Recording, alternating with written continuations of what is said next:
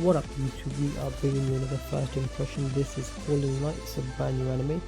It gave me some deja vu because I wasn't sure if I've seen it already. Maybe I watched the pilot episode, or maybe I watched it, rewatched the first episode again somehow. Who knows? Anyway, all about this kid called Yamori. He's 14 years old. He's a second year student at middle school and he has a problem sleeping. The anime starts off with him basically receiving a love letter. Is then confronted by this girl that asks him, I like you, I want to go out with you, and he unfortunately just rejects her.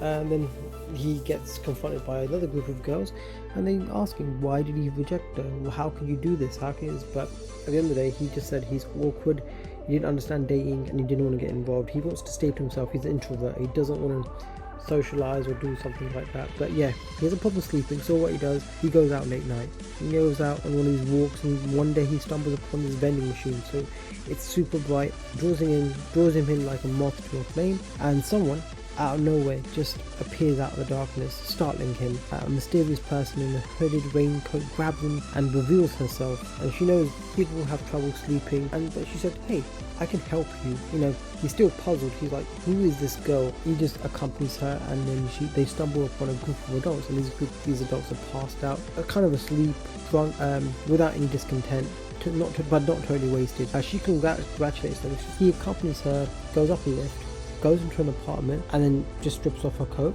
and she's wearing some latex-like top piece, some shorts and some leggings, and once again he's shocked and surprised. He's like, don't do some kinky dirty stuff to me. But she said, no, I'm not going to do anything like that, just go lay down on the bed. You know, not a bed, it was a futon. So he goes, go lay down on the futon. And she's really quiet. So he tries to make a run for it just then, and he's stopped by her freakishly strong arm. So she grabs him by one arm. Look, I'm not doing anything weird to you, I just want to help you. From there it just cuts to scene, and then now they're in the apartment. Is dark, the lights are off now, and Yamori is just laying on the futon with this girl next to him. He's wondering who on earth is this weird girl, but at the same time he finds him just lying there mildly relaxing.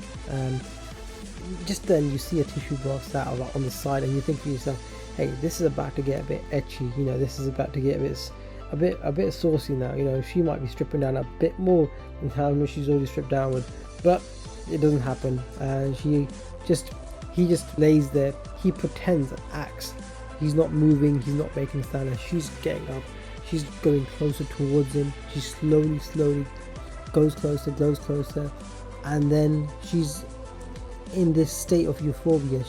She shows her fangs, and then she has this euphoria state where she's now tasted his blood, and he gets up and she says, it's so good. She loves the taste of his blood. He gets up and turns on the light to see where is his blood coming from, and then she just says, hey, there's a big mosquito, and she had killed it with a slap. She knows she's busted, and he knows she's lying. He isn't convinced by her story, and still there's blood on her mouth. He asks, are you a vampire? And if I will become a vampire now, because he believes vampires who suck the blood will create an offspring. But she tells him that, hey, only a vampire if you fall in love with them and then they suck your blood, only then you can become a vampire. Cut to scene, they're now sitting outside, and his world is just completely flipped on his head, and he's wondering what the hell is going on. You know, comprehend the whole fact that she's a vampire and then she sucked his blood. She floats up then, and you know, she gives him that advice. You know, you've got all these years ahead of you. You don't have to become a vampire.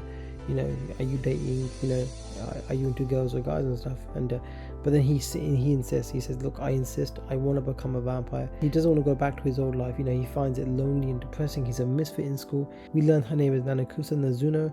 Cut to scene now. They're both on top of a building. I mean, to sum it up, this anime is like another slice of life romance.